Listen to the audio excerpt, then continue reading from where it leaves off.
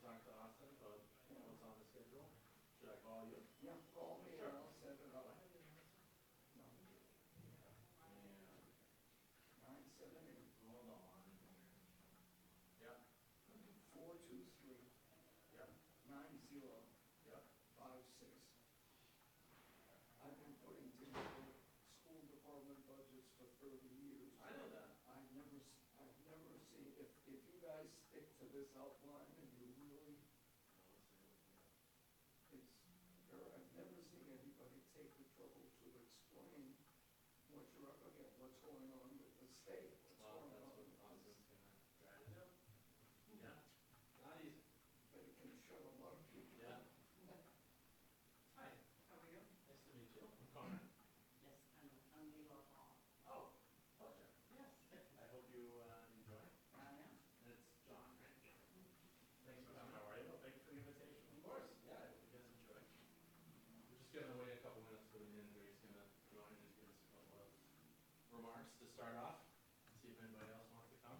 We are gonna put this on LTC, so if you guys have any questions, we'll do some Q&A at the end. And see if I can go around so we can get started.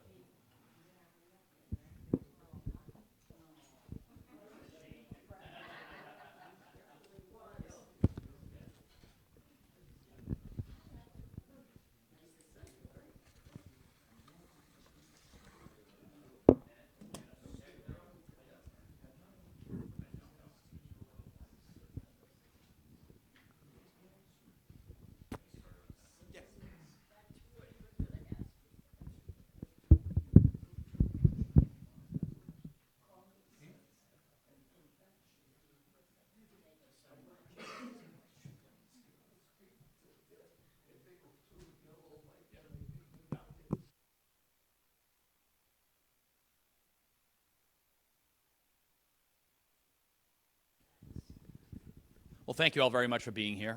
This is going to be on LTC, live right now, and it's going to be taped. I want to say thank you very much to Councilor Mercia for taking the time to be here. Councilor, would you like to say anything? Would I like to say anything? I wish there were more people. We'll have people watching from A lot of people are. We've already told. A lot of people have been watching from home. The ability to come out, that's nice. Let's say one thing first. The greatest ideas don't come from the city council. They come from people, the public. They tell us their ideas, and that's what this is about, to add input from the residents to see how the budget is put together, how we can make it better, what concerns you have, maybe would like some additions to it. Are there any cuts? I was on the radio today. Someone asked me, are there going to be any cuts? I don't know that. I haven't seen the budget yet. I'm very grateful that we had $76 million from the federal government. That don't come all the time, so we're going to have to do the best that we can. Thank you so much.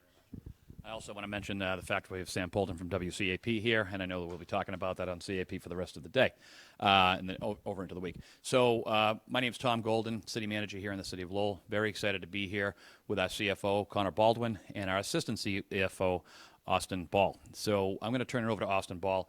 He's going to run through I'm going to say it's a quick rundown of what our budget process looks like, how we get to we haven't really got to our numbers yet, but how we're going to derive to get to our numbers and try to bring the services that the people of Lowell, the citizens of Lowell deserve. So if everyone can pay attention to Mr. Ball, he'll run through this, and we'll open it up for Q&A after this. Mr. Ball. Thank you, Manager Golden. Hello, everyone. My name is Austin Ball. I'm the Deputy CFO for the city. So as Manager Golden said, I'm just going to run through this quick presentation. And then if you guys have questions, you can feel free to shout them out, or we can wait till the end and we can go through them at the end, okay? So just a little bit of the agenda for today. We're going to cover some of the basics of our budget, some of the history of our budget as well, and how the budget gets put together. We are in, as Manager Golden alluded to, we are in the very beginning stages of putting our budget together for FY26, and then we're going to end it with some Q&A. So some of the basics. So how we think about budgeting. So the first thing is value focus. So it's an inclusive process, as Councilor Mercier alluded to. It's not just the city manager, the city council, it's the residents. It's a very inclusive process. We want you guys, the residents, to be heard and seen and feel like you're part of this process. The second thing, and important to the CFO and myself, is the fiscal health of the entire city. So these decisions that we're going to make for the next fiscal year are going to affect us not only next year, but years down the road. And then the last thing is we want a more effective and efficient government. Focus on efficiency so to deliver some of our services in the most transparent way possible. And you'll see, I'll allude to some of this as I continue this presentation.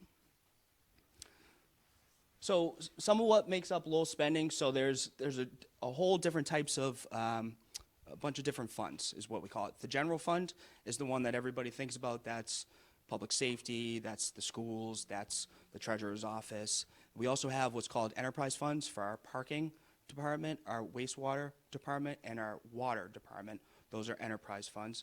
And then we also have all these other funds over here, which we won't touch on because it's a little maybe budgeting 102. We might get into those a little bit more. But I'm going to talk a little bit about the general fund. So the general fund, some of the revenues that make up the general fund, the big one is obviously taxes, real estate, personal property, excise, state aid, so our unrestricted aid account, and also Chapter 70 money that comes from the state. And then the third part of that makes up our revenues is local receipts, building permits, birth certificates. There's a whole host of different ones for that. Some of the expenditure categories that we have, staffing, so the employees that are throughout the city.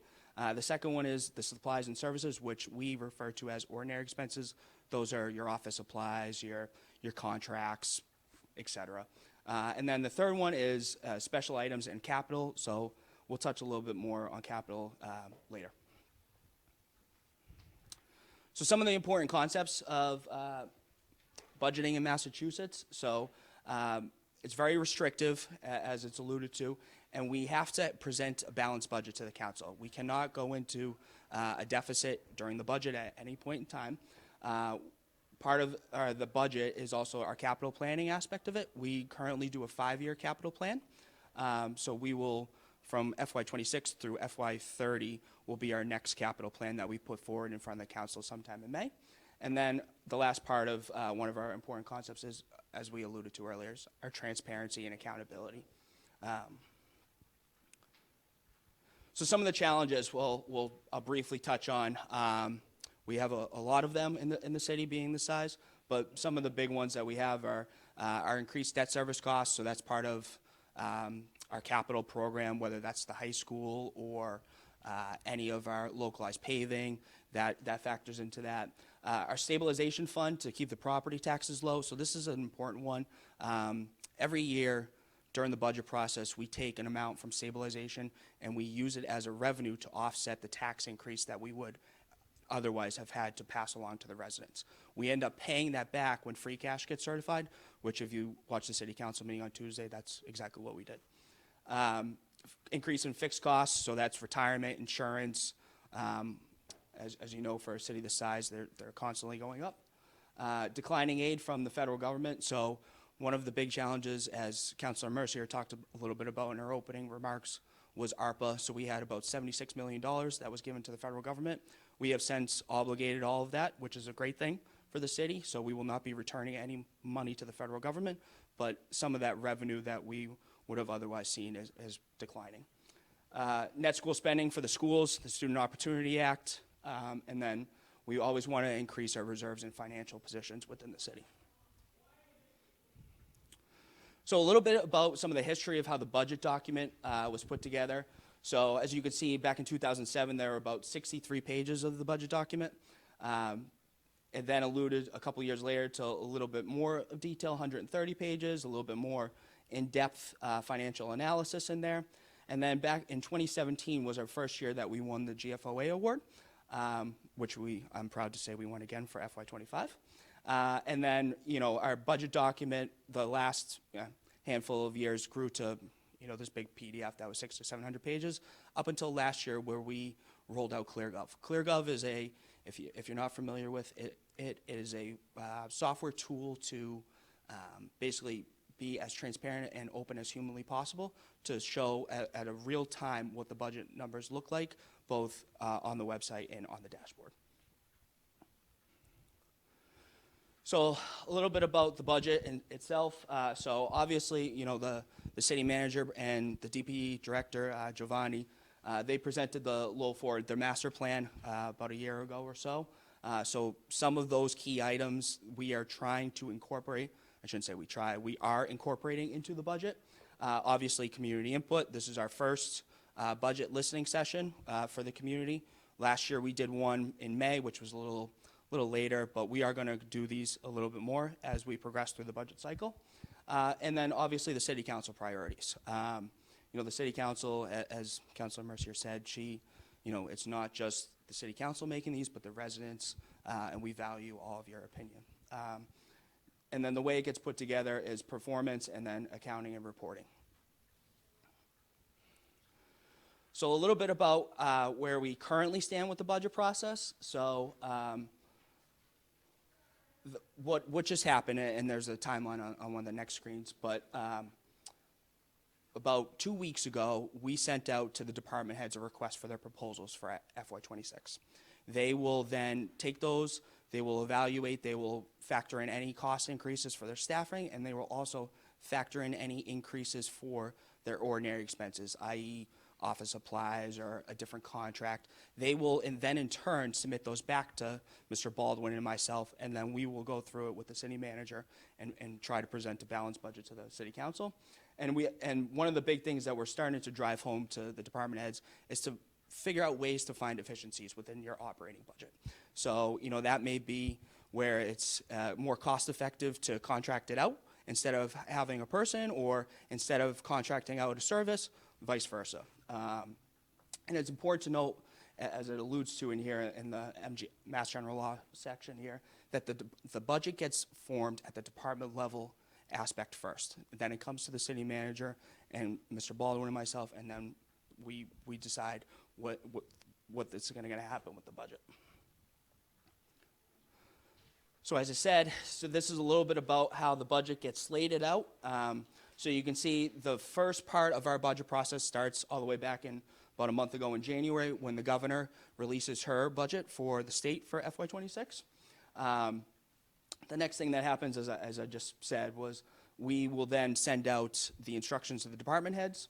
They will then, in turn, have a couple weeks to submit them back to us. We will then review these with the city manager and the department heads as we go through the budget process. And then along the line, you'll see like the House and Ways means in the budget and the Senate and Ways means in the budget. So as the budget process moves along through the state, the restricted number, the local aid numbers will change through that process. So it's a constant evolution through the process for us. And then you'll see our tentative timeline to present this to the City Council is on May 13th for the first reading.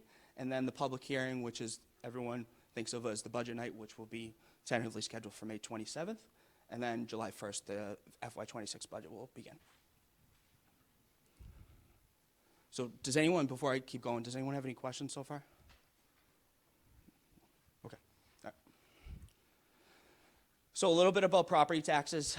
So for FY25, the levy limit for the real estate taxes was $192.8 million. The levy limit was $192.8 million. The tax levy itself, which was the amount that gets taxed for the residents, was $178.8 million. And what's important to note is this excess levy capacity number of $14 million. That is the amount that we are able to tax up to. So we are way below our levy limit. So technically, we could still increase taxes over 2.5%.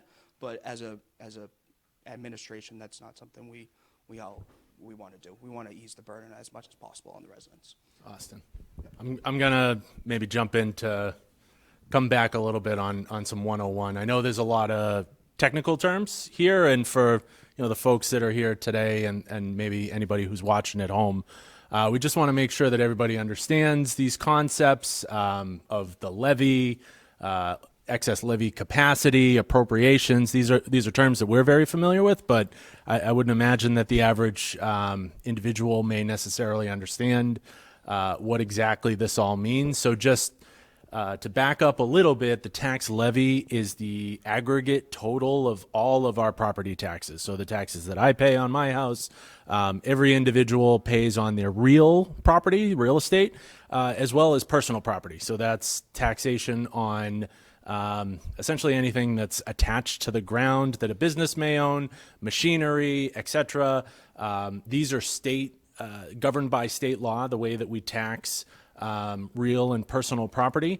The aggregate of all of those together is what we refer to as the tax levy. So I think most people are familiar with this concept of Proposition 2.5, which was a law that was passed in Massachusetts in the 1970s. And prior to that, it was sort of variable from community to community as to how the property was assessed and how it was taxed. And so it set uniformity, but it also set certain limitations on taxation. So since that time, Prop 2.5, there are two major limitations that exist. The first one is that any community can only tax up to 2.5% of its full and fair cash value. So the total value of all of the property in a community, 2.5% of that is what's known as the levy ceiling. Now the tax levy, like I said, is the aggregate total, the total revenue that comes from everybody's property taxes. The increase year to year is there's a limitation on that as well. That is also a 2.5% limitation from year to year. And what most people think of, smaller towns have a big problem with this because of the size of their assessed valuation. Oftentimes they are limited in how they can tax. There is a process by which you can exceed that is known as an override, or for certain capital items, and I'll promise not to get into the 201, 301 level in this hearing, but you can exceed that either with a referendum vote of the community, or for certain large capital items, oftentimes you'll hear a debt exclusion. And so a community can vote by popular vote that an election is held and can exclude, oftentimes this happens with school building projects, you can exclude that debt service on that capital project from the tax levy. So when it's all paid off, the amount of extra taxes that are paid goes away. So where this concept of excess levy capacity, and where I want to kind of bring this thought back home, is in Lowell, for many years, we taxed under the 2.5% cap. So when that happens, that additional amount of money that is not taxed doesn't go away. It kind of gets built into somewhat of a reserve. It's a paper reserve, but it's called excess levy capacity, and it can be used in the future. And so in any year in Lowell or in any other community where you see a community taxing in addition to 2.5%, they're able to do that because they have excess levy capacity. So I just wanted to, maybe expand on some of these terms, because they're not, I don't assume that people use them in their day-to-day life the way that Austin and I do. But they're very important. And the other point I want to make is that the tax levy, the thing that we all think of as what, our money going to pay for government, only makes up about 40% of our revenue in Lowell. And that is because we're a gateway city. A large percentage of our expenditures in our budget are for education. A large portion of that is paid by the state. And so that is through, and I think we get into this, but we can, talk more about this later. The Chapter 70 education aid that comes to the state, which is a component of this net school spending requirement that Austin mentioned. Those state-funded programs, Chapter 70, the unrestricted aid, those all together make up 60% of Lowell's revenue.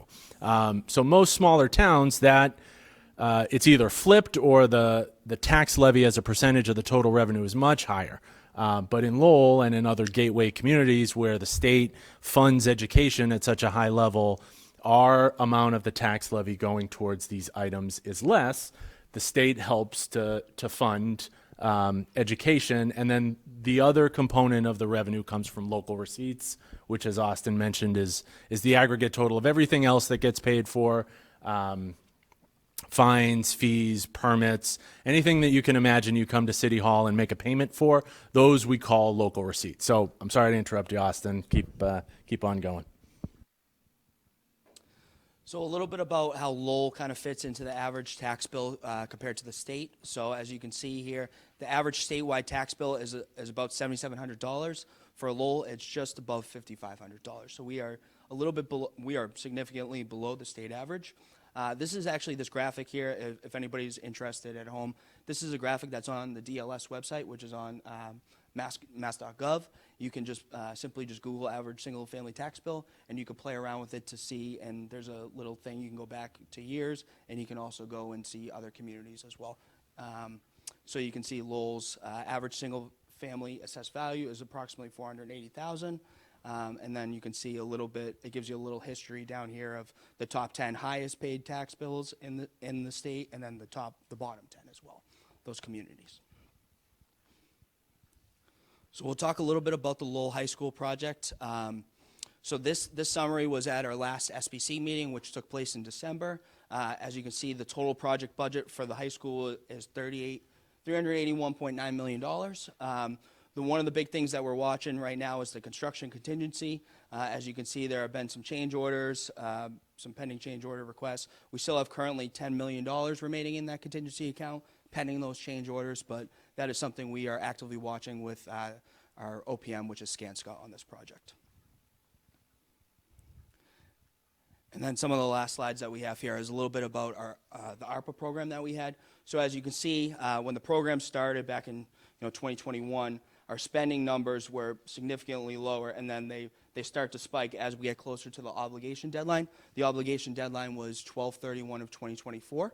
So I'm proud to say that Mr. Flynn and the entire ARPA team obligated the full amount, which is a great thing. And as I alluded to before, that means we don't have to send any money back to the United States Treasury at the end of this. And then on the next screen is a little bit about where some of that money went into these categories, and these are very 30,000-foot level categories. They're broken out a little bit more on the ARPA dashboard website, so if you're interested in seeing exactly how some of these got broken out, whether it's a particular contract or a service that you're looking for, you can go in and click and see each one. They're laid out very well on the ARPA dashboard website.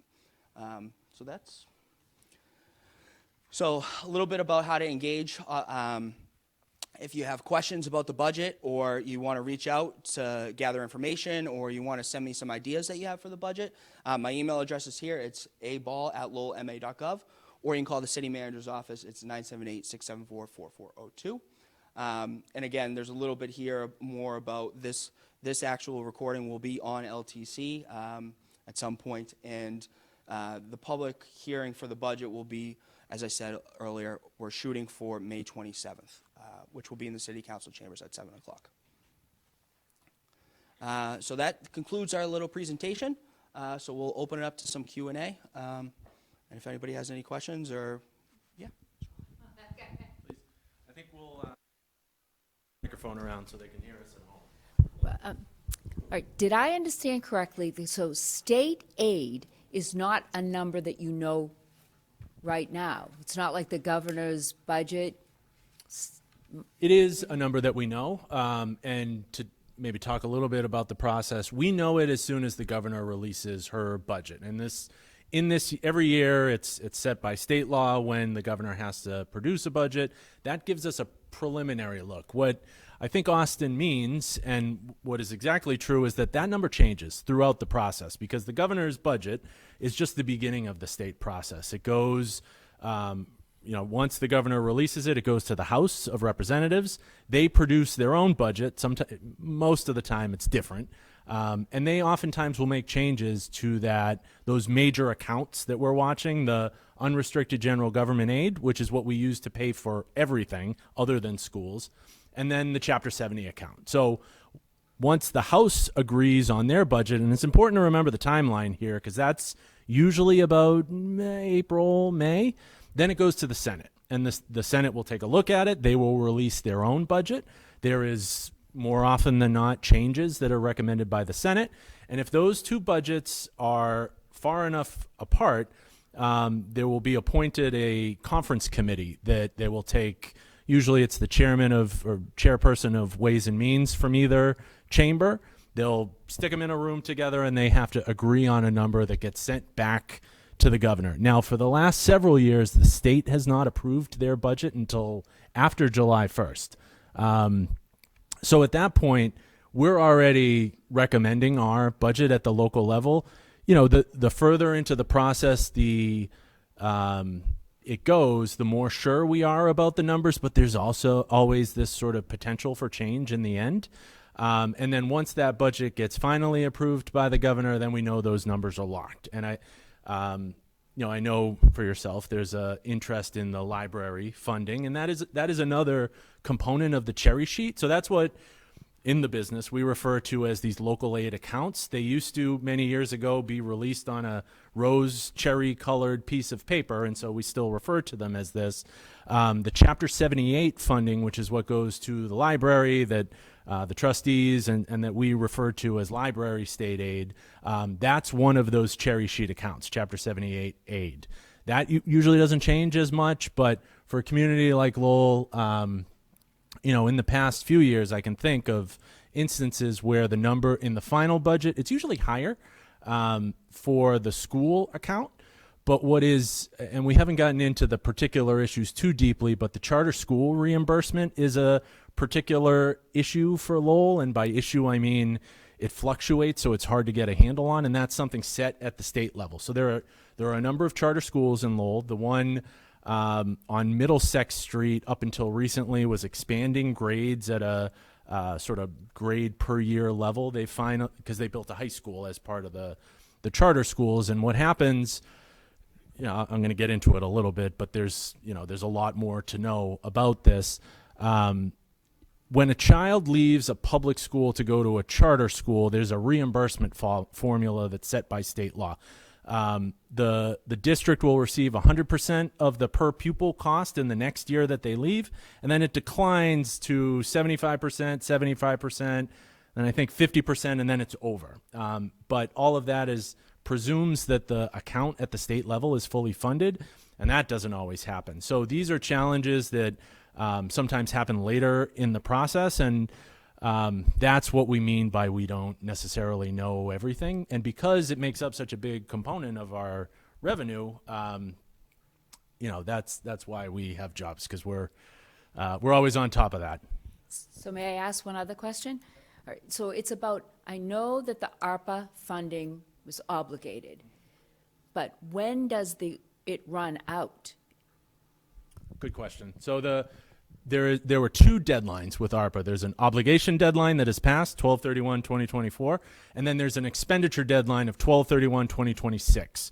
So all of the money that has been obligated, and that's we're probably going to have to fight with the federal government about what an obligation means, and then what an expenditure means, but all of the checks have to be cut by December 31st, 2026 for those obligations that were made. And by obligation, we mean a contract with a purchase order that follows all of our standard business rules.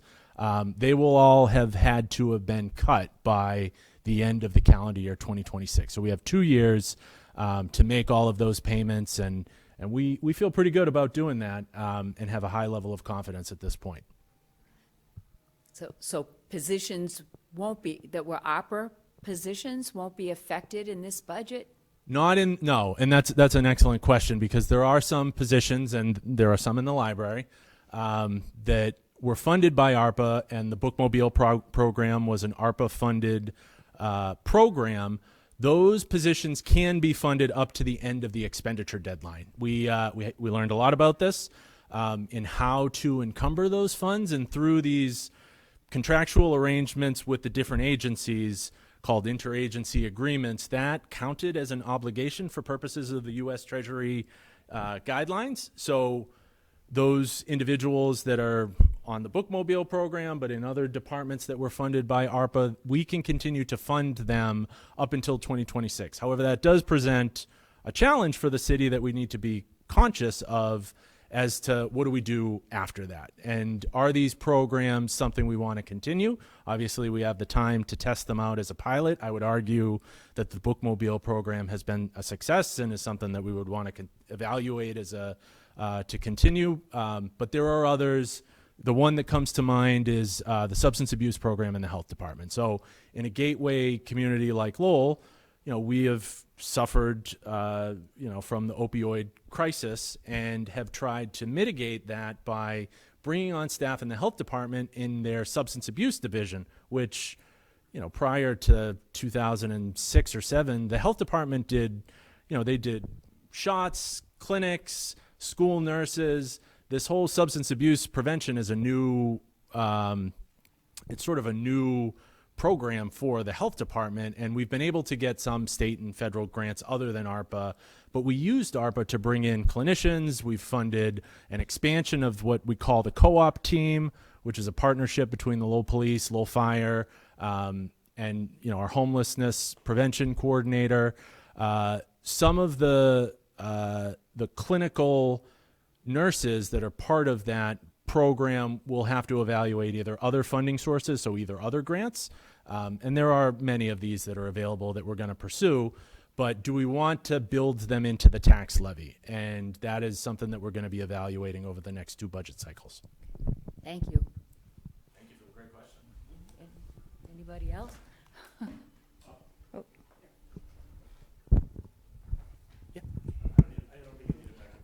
Just so they can hear you. Okay. On Zoom. Hi. Carl, if there was a wish list of the city for capital projects that haven't been funded, there's no real direct plans, but a wish list, what would the city like to do? Would you be willing to talk about that? I'd be happy to, and I think, we try to be pragmatic with our capital planning, and we have to set the debt service for the capital that we take on, such that it doesn't overly burden the budget. But sure, there are things that we want to do that we can't afford, for sure. And I think that's where we've tried to focus ARPA in a lot of ways. And the ones that come to mind are parks projects. And Lowell has, I don't know the exact number off the top of my head, but I remember a former parks commissioner always saying there are something like 90 parks in Lowell. And if wherever you live, you're never more than maybe a half a mile away from a park. Now, parks can mean, for me, things like Tyler Park or Ducharme Park that are nearby. But the Parks Department also cares for, the islands that we have, whether it's a Veterans Memorial Island or, they care for all of these areas. And because their span of maintenance is so great, it's been difficult to keep up with them. And so some of them have deteriorated at a rate that needs capital investment. We also have some incredible, nature or features of Lowell that set us up. I'm biased, obviously, but some great real features. And I used to live in South Lowell for a long time, and the Concord River Greenway and those areas of South Lowell that have had investment from grants. We've been very successful in funding them in phases, but we're subject to grant availability from, usually it's the state, things like the park grant or even from some of our federal, community development block grants.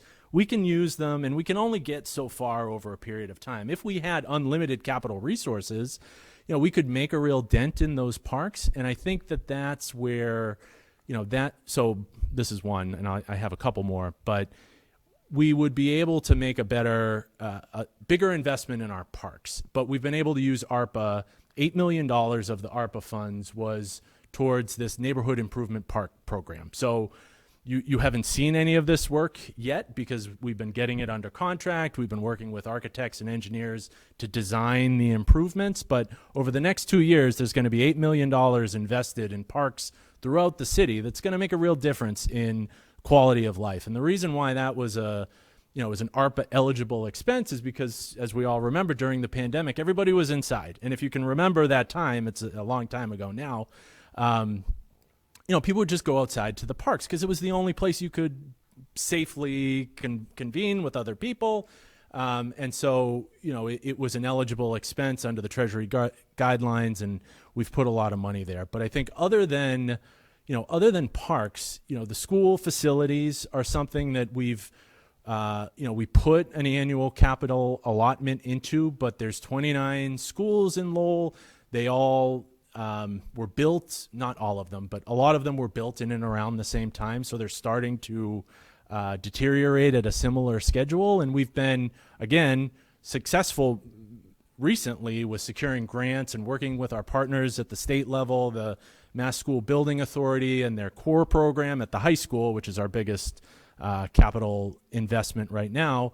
But what's called the Accelerated Repair Program, which invests in boilers and roofs and doors and windows, we could stand to spend tens of millions of dollars more. And if we had the unlimited capacity, that would be something we would invest with. But where I've seen the council make a significant increase in investment recently, and this has been one of the city manager's priorities, is in our roads and sidewalks and other infrastructure, which is a very important part of municipalities' capital investment program generally. So this helps us, in several different ways. It brings down our costs for repair and maintenance in the DPW because they don't have to fill as many potholes. It brings down our claims in the law department because we get less claims from individuals, when they hit a pothole, damage their car, submit a claim. So it has benefits on other sides, but I'm going on and on here, so please forgive me. But, we get an allotment from the state in what's called the Chapter 90 formula. And I'm saying all of these things because they're common to me. Chapter 70 is schools. Chapter 90 is roads.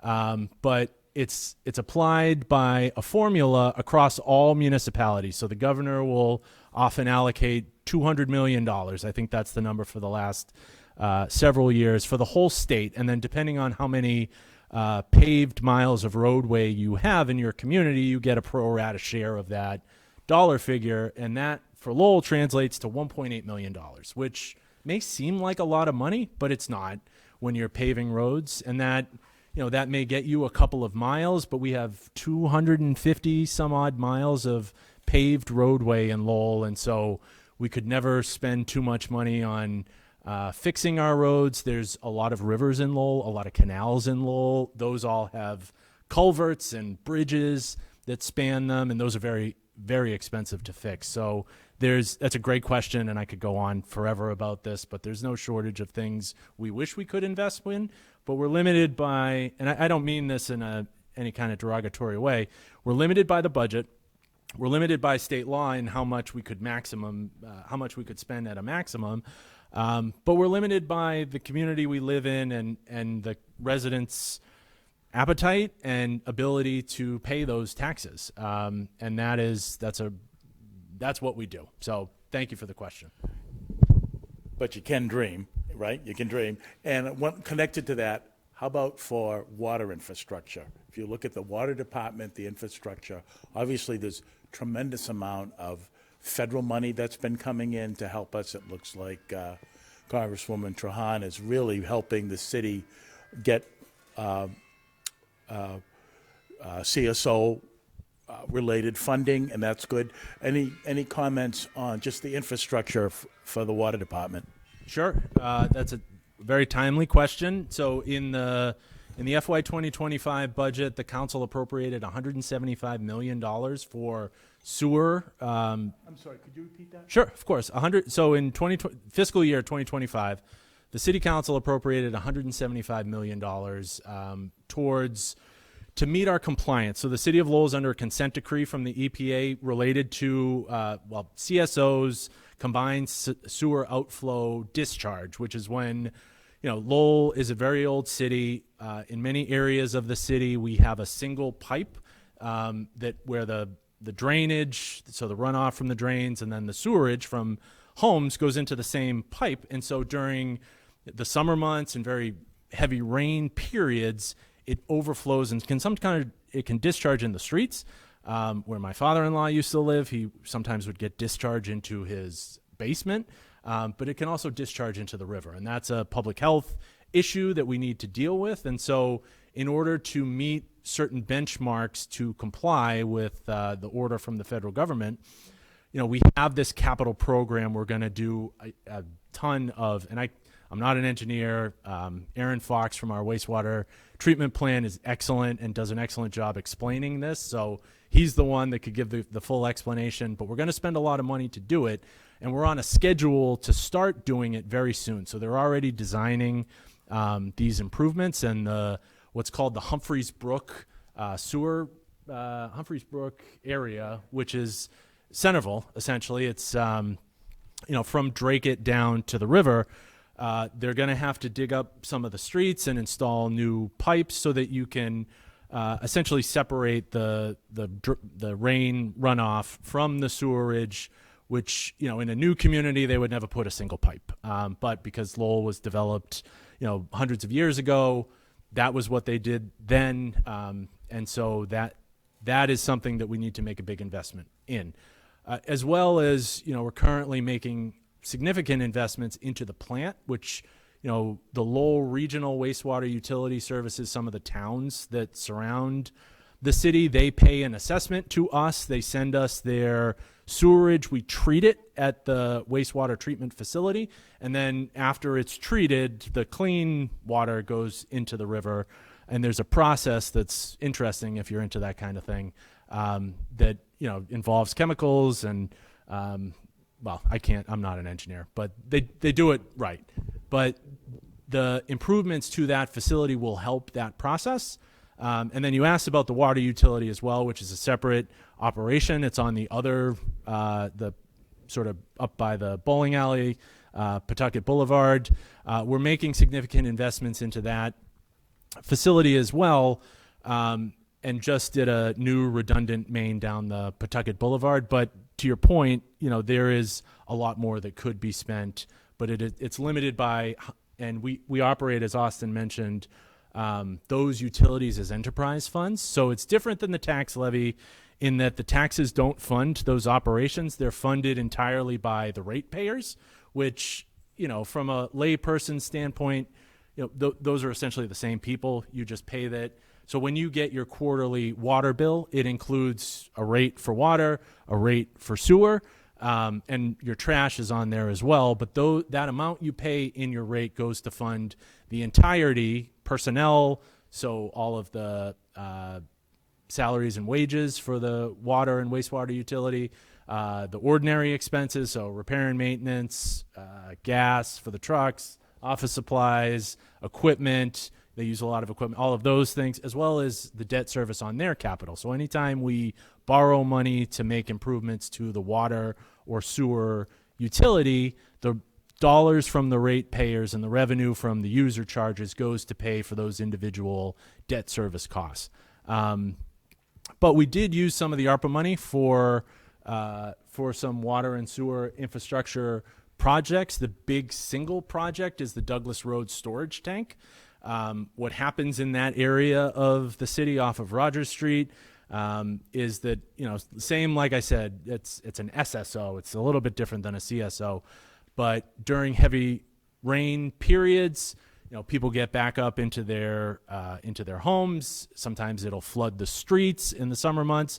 And what's going to happen is they're going to dig a giant storage tank under the parking lot at Colley Stadium that it'll divert the rainwater into that storage tank until the rain stops, and then it'll bring it back when the system is not overloaded. And so I've gone a little into the weeds there, but I hope that addresses some of That's great. your question. Thank you very much. That's good. I saw that there was a question over here. Is the senior center covered under this budget? Yes. So the senior center is a general fund expense. And the senior center in Lowell is part of our health and human services department. Okay. But that is funded by the general fund. All right, so so the senior center, of course, provide Sure. happy moments for seniors, except they don't have a bus driver. So is that person hired through the city? Yes. So they're a department of the city, and I'm aware of that situation. I know that they are trying to find someone. Yes. The purchase of the bus was something that we worked really hard on Yes. several years ago to find money in the budget for that. The senior center also has the ability to, so they do get some state and federal money for the Meals on Wheels program, as well as there's an annual allotment based on the number of seniors. So I think if you may be more familiar with the operation, but every time somebody badges in at the Yes, you senior have to center, check in. Yes, you have it. that counts towards a report that we give to the state, and then we get an annual allotment. So that's why it's very important that the people badge in. Yeah, because I don't think we all know that. Well, it's very important, I'll make- and Kim does a great job up Yes, there, but yes. it's important that everybody badge in so that we get an accurate count. I guess this reminds me of, this is true in a lot of cases, but this is why the federal census is so important, because a lot of our dollars from the federal government, but also at the state level, are based on our population. And the only way we have a good count on the population really is through the census. But at the senior center, the more people that badge in, the higher the number goes. But that's a general fund. And so like all departments in the city, and kind of backing up a little bit more, we're a Plan E form of government, and so the city manager is the executive of the city. Unlike a lot of communities in Massachusetts, it's the mayor who's the chief executive, who's elected by the people. In Lowell, in a Plan E form of government, the city council appoints the city manager. The city manager is the executive. All of the department heads, myself, Kim at the senior center, the DPW commissioner, the fire chief, the police chief, we all report to the city manager. And the sort of check and balance there is that the manager is accountable to the city council, who are elected by the residents of Lowell. And since the consent decree in Lowell, we have 3 councilors who are citywide, elected on a citywide basis, and then we have 8 neighborhood representatives, so each one of those represents their district. Yeah. I know Councilor Mercier has a lot involvement with the city, with the senior center, but the main reason that I'm here tonight and to talk, represent some of the other people, is that now some of the local senior centers like Drake at Chelmsford, they have special things that's only for their residents. They have other things that you can sign up to go to, but they have trips to the grocery store further out, or to a restaurant further out, or something like that. And I really think Lord needs that bus driver so that, they can do that. Because if you don't live in Drake, you can't go on their trips. They're local ones. So that's an excellent point, and part of the reason why we're having these sessions, so we're making note that's, I'm sure if Councilor Mercier Yeah, was still here, she would agree with you Yeah. right away. So we'll make a note, and I'll make mention to Kim next time I see her about that bus driver, see what's going on with that. Okay. All right, thank you. Anyone else?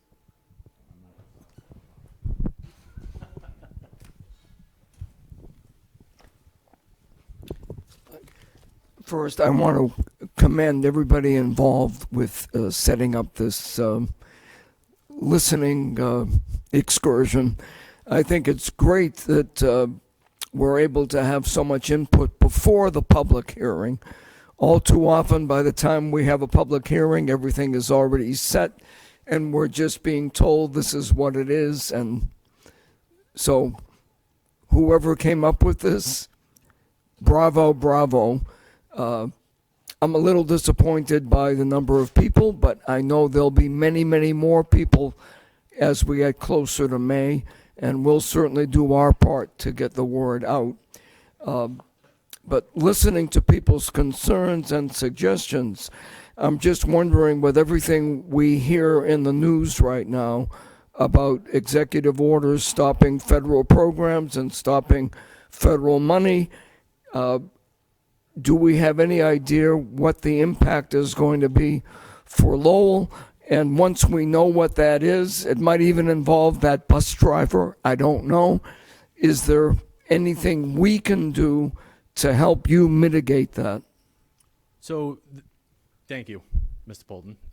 That's a very excellent point, and something that the council has asked us about recently, that the city manager is looking into. But I guess the way I'll answer that is that, things like ARPA, where the funds were already appropriated, the cash is in hand, our understanding, as we sit here today, is that those are not on the table in terms of any clawback necessarily, unless communities were missed the deadline, that might be an opportunity.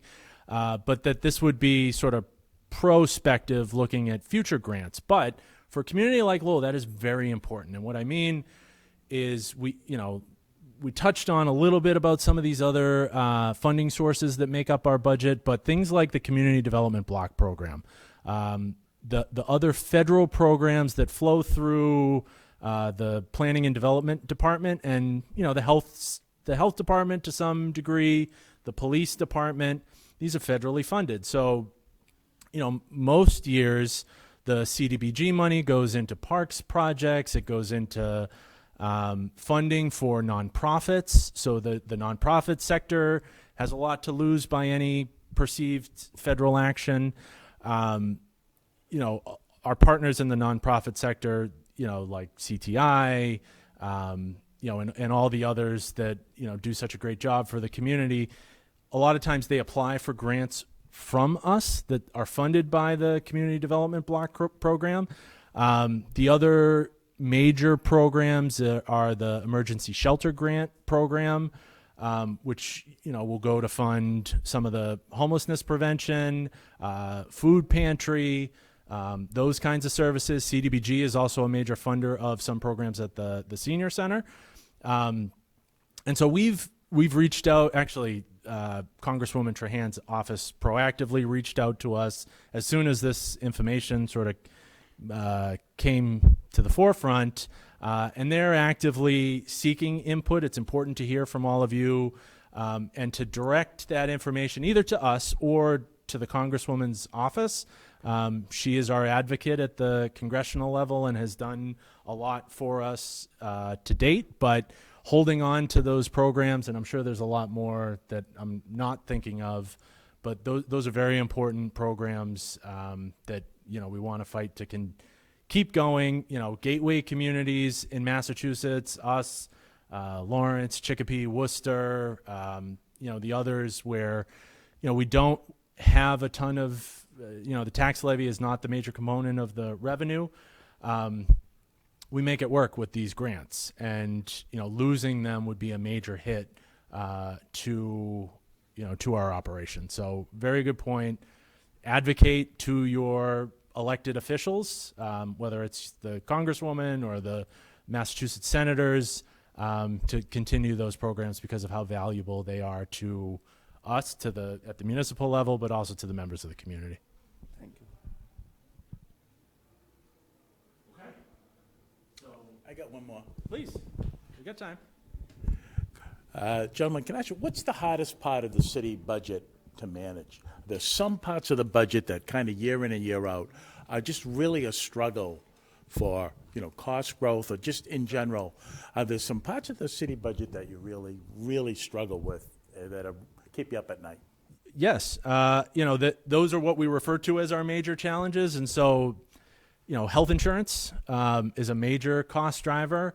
The charter school assessment is something that for the last several years has been a challenge for Lowell to meet that expense, because we, if you think about it this way, there's sort of two sides. There's the school budget, which the city council appropriates a single line item amount to the schools, but the amount for charter schools is something that is paid for on our end. So as that's grown year over year, that's been a major challenge that has kept me in Austin up plenty of nights. So those fixed costs, the pension assessment is something that grows year to year. So these are retired city employees, not including their health insurance, but just for the pension amount. And we are on a schedule to meet that. We're required by law to meet our pension assessment schedule by 2037, and we are on track to meet that. But in order to meet that schedule, there's a cost increase of at least $1 million, $2 million every year. And when we have such large increases in those fixed costs, there's not a lot of increase in discretion, what you would refer to as discretionary costs. And they're not really discretionary at all, because that gets eaten up by inflation. So we're subject to the same inflationary pressures that all of us are subject to at home. Gas gets more expensive to fuel all of the DPW trucks, the police fleet. So anytime the price of gas goes up, that hurts us. Energy prices are something that, have been a major concern, although, the city council created a sustainability division in the DPW recently, and Catherine Moses, who's the director of the sustainability division, has done a great job seeking grants to help mitigate that, to find her and her team, to help the residents of Lowell, but also to help the city find ways to save money and energy, whether it's putting solar panels on our buildings in addition, or finding ways to do net metering credits to bring down our energy bills. So we found ways to address that, but those are some of the major challenges that come to mind. Austin, I don't know if you can think of any more. I guess another one that comes to mind that's ours, in the sort of family sense, but as a school, specific pressure is the cost of special education. And what I mean by that is that, over the course of time, I think in the Lowell Public Schools, we've seen an increased need to send kids out of district for special education. And so the cost for their education, so if it's, a location like Melmark or one of these special places that provides behavioral health or special education services to children, the district has to pay for that, but also has to pay to transport them to that location. And those costs have risen year over year, as well as, the cost to transport homeless students to comply with the McKinney-Vento Act. So, we have an obligation to provide education. If a kid, if they sleep in multiple locations but need to go to school in Lowell, we have to pay the cost to bus them from wherever it is that they live into the school at Lowell, and that is a difficult thing to fund. So these are all, these are some school department specific cost concerns. But the final one that I think is the most current, because these are every year things we deal with. We make it work by, asking our department heads to be more efficient, but, how to keep some of these things going that we found to be really important after these major federal programs ended, whether it's ARPA, the American Rescue Plan Act on our side, or ESSER, which was sort of the ESSER was sort of the school department version of the American Rescue Plan Act, funded in and around the same time. It was in response to COVID, but the school department used that money to fund a lot of social emotional learning, counselors in the schools, to help mitigate some of the learning loss that had happened, catch kids up that had, my two girls were young at the time, and so had to do remote schooling, and that was terrible. So I can only imagine, how that impacted kids who have learning disabilities or, have special needs of some sort. And so trying to catch them up and to maintain that after the loss of this federal funding, those are things that will keep us up at night. But we'll find a way. I mean, that's what we're here for. Our counterpart on the school department side, in the business office, these are the things that we talk about every day. Anybody else?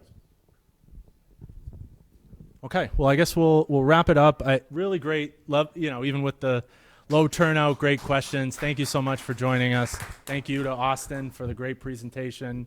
Please reach out to us afterwards if you think of something. Direct any emails to Austin. We'll talk about them. We'll do this again later in the spring. We'll have more information then. Hopefully we'll have all the solutions to all the challenges. But thank you again for joining us. Really appreciate it. Thank you all. Do you want the microphone up front? Yeah.